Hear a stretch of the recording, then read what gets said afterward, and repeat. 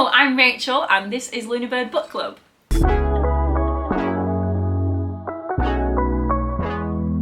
I am by myself today, but Cathy is here listening. She might throw in some comments if what I say is particularly of note to her, but however, she hasn't read any Brandon Sanderson, so she probably won't. Apart from the last 3 Wheel of Times. You've read those, haven't you? Anyway, today I'm going to be talking about the Year of Sanderson as a whole. Now, for those that don't know, Brandon Sanderson released a Kickstarter the other year to fund the release of 4 extra books that he had written in the COVID-19 pandemic lockdown, and there were also some swag boxes thrown in there. Now, I backed to get digital copies of the books on the first of each quarter, and none of the swag boxes because I thought that was too much for my poor soul to commit to, but then I did then back the Stormlight Miniatures Kickstarter, which are arriving in a few weeks, and I'm really excited about that.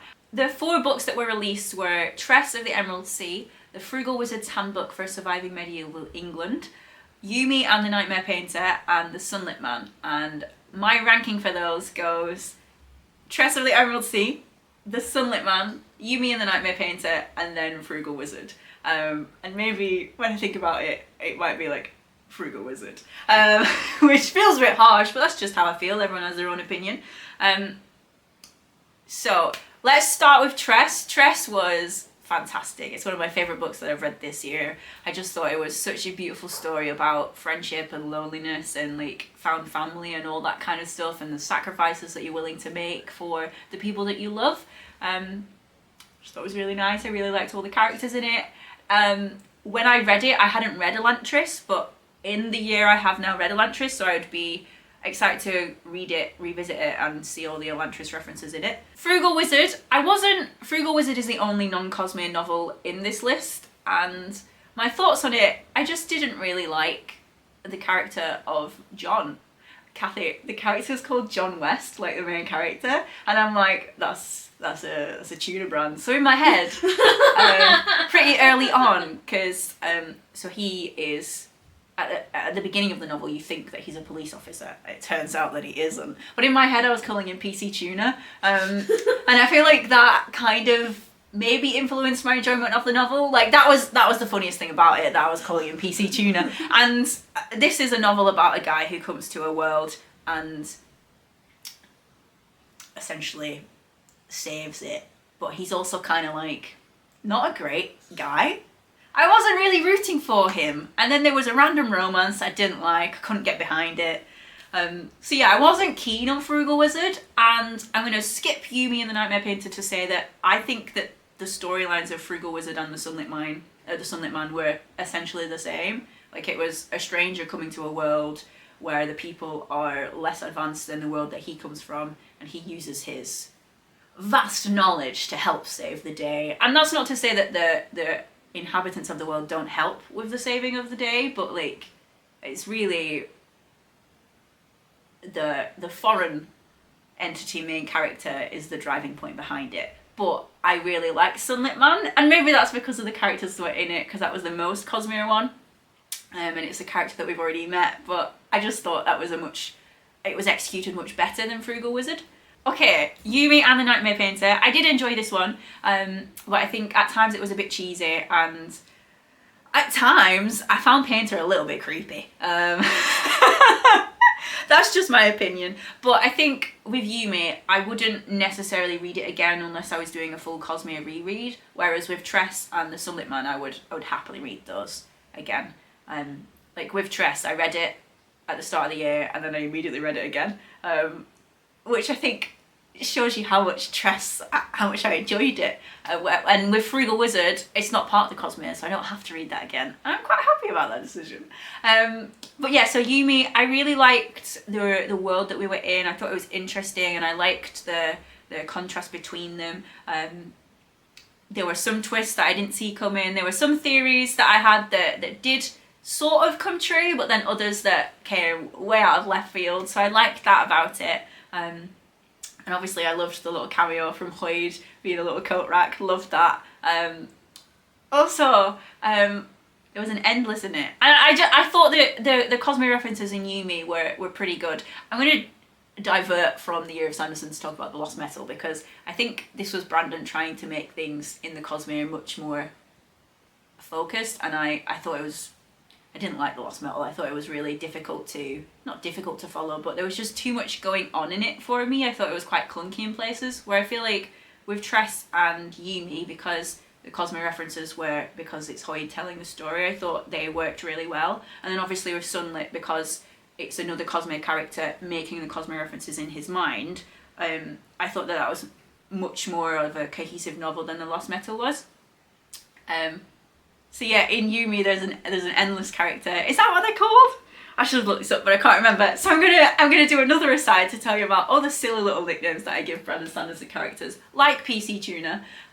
So when I was reading the Stormlight Archive, I called Capsule the Jam Man, which I feel like when events transpired, I couldn't take them seriously because in my head that was the Jam Man. And then when Nanbalat first arrived, I called him the Crab Man because he was pulling legs off crabs, you know. So Cathy's like, what is going on?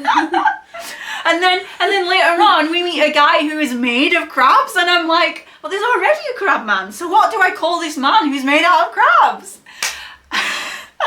The more you talk about this universe, the less I'm understanding it. What was it like having this project running throughout the year, and like books, knowing that books were going to come out? I think it was quite exciting because, I mean, Brandon writes a lot anyway, so there's always going to be a Brandon book on the horizon. But I think because everyone, there was something happening every month, and obviously I wasn't getting the boxes that were every month, but I still saw bits of them online and stuff. So it was just exciting to like. The Cosmo just got so much bigger, and like you could make comparisons between all the stuff already, and it was really exciting. And I think Brandon didn't have to share them with us. He could have kept them to himself and for his wife and things, but he was like, you know what, I'm gonna treat my fans. Yeah, it was a nice little fun project. I like how you love things. You're so open to being happy. Do you mean like you enjoy things? I do enjoy things. I like that. I think you would enjoy Brandon's books.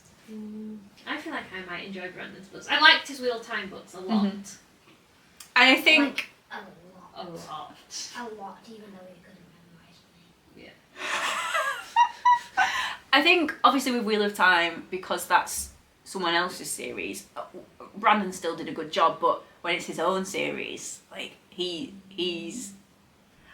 it's on another level, Cathy, and it's really accessible writing, and it's just great. So I think I'm gonna make you read the Storybook Archive. I think ready for the release of number 5 in November. Blonde Rachel is jumping in because I forgot to mention some things when we first recorded this video, and I'm just adding them now as a little aside. A lot of these novels deal with like characters who are lonely or isolated, and I don't know if that's a product of them being written during the pandemic or something else, but I just thought it was really interesting that there's a common theme in all of them. I also feel like I've been a bit critical at times in this video, so I just wanted to pick out some of my favourite things from each novel. So in Tress, I mean, I loved all of Tress, but I liked how everyone on the crew got their own little moment and they had their own little quirks, and they were a really nice unit. In Frugal Wizard, as much as I wouldn't read it again, I really liked Yazan as a character. He was pretty chill. Then in Yumi, Painter's story when he was explaining what he was doing in the library and he was just staring at the wall doing nothing, my heart went out to him. What a sweetie. His friends just wanted him to be there and he didn't know, and it was sad.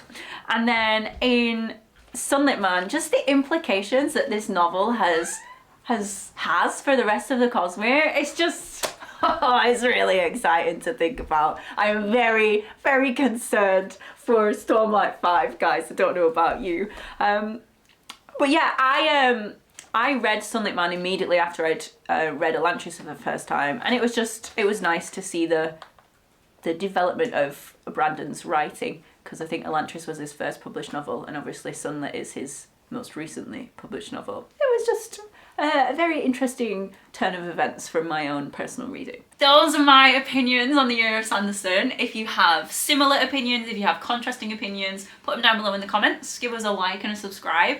We release videos every Friday, and next week Cathy will be doing a sum up of her TBR challenge to read everything on her TBR by Christmas. This has been Lunabird Book Club. Thanks for watching. Bye.